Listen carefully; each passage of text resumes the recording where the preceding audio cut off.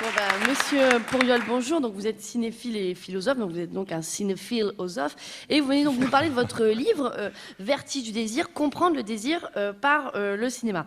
Alors c'est vrai que le désir et le cinéma sont quand même des thèmes très très riches. Hein. Je vous l'apprends pas, Monsieur Pourriol. Le Pourriol en parlait pendant des heures, mais bien sûr à condition d'avoir votre connaissance, ce qui n'est pas du tout mon cas. Donc moi je vous cache pas que ça a été un peu terrible en fait pour écrire cette chronique, parce que la semaine dernière avec Monsieur Tisseron on a déjà parlé de cinéma.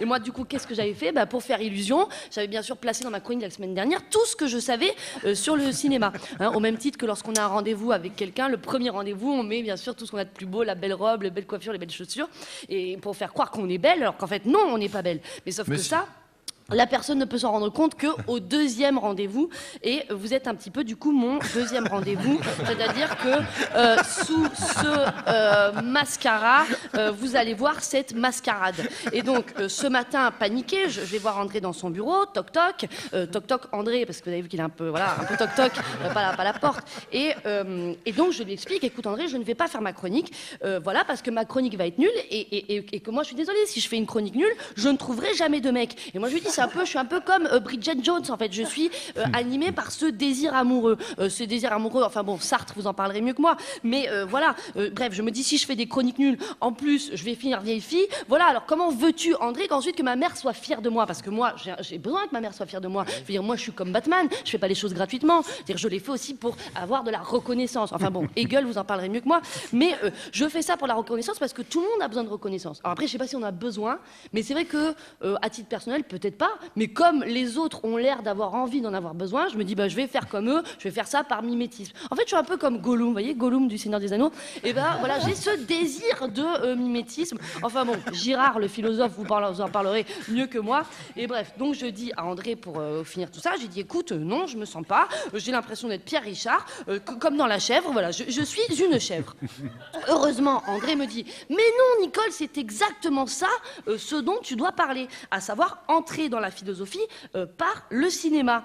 Et voilà effectivement en fait ce que propose le pari de Pourriol, c'est-à-dire accéder à des notions philosophiques alors qu'on pourrait croire fumeuses, élitistes, au perché trop compliqué, par une entrée plus démonstrative, plus populaire, qu'est le cinéma. Un peu comme quand on doit par exemple expliquer un sentiment à un enfant. C'est vrai qu'un enfant des fois il nous dit oh maman c'est quoi la peur, alors je dis la peur, tu sais quand t'as peur tu non, alors la peur c'est une sensation écoute, je peux pas t'expliquer ça maintenant mon chéri parce que je ne suis pas ta maman a été mangée. Et là le gamin qu'est-ce qu'il fait, il pleure. Voilà, je dis et tu vois ça Jérémy, c'est ça la peur, vous voyez, c'est-à-dire